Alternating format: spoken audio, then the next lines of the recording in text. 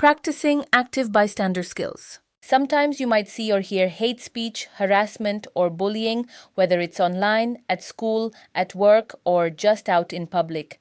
Many people feel uncomfortable in these moments and don't know what to do. It can feel scary to speak up, or you might worry about saying the wrong thing. But staying silent can make harmful behavior feel normal and acceptable. That's why learning to be an active bystander is so important.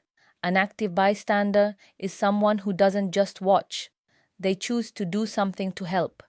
The goal isn't to become a superhero or put yourself in danger. It's about small, safe actions that make a difference. The 5 Ds. A simple guide. One simple way to remember how to respond is called the 5 Ds. These are 5 practical options you can choose from depending on what feels safest and most useful at the time. Let's break them down. 1. Direct. This means calmly speaking up and telling the person to stop.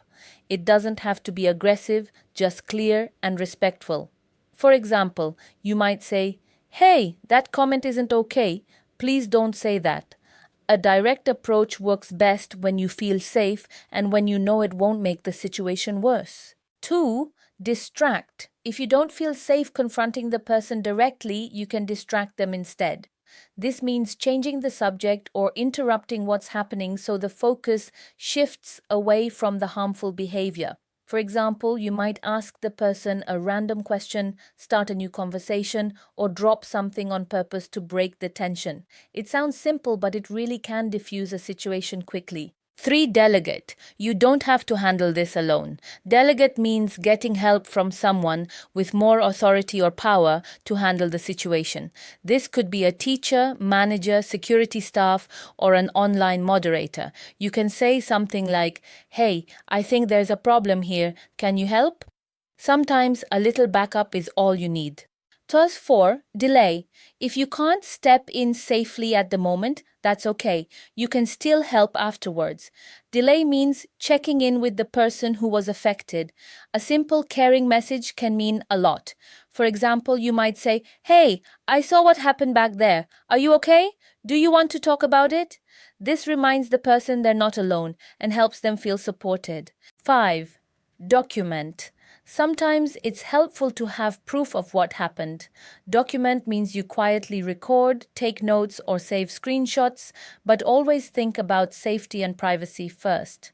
Only share what you record if the person affected wants you to.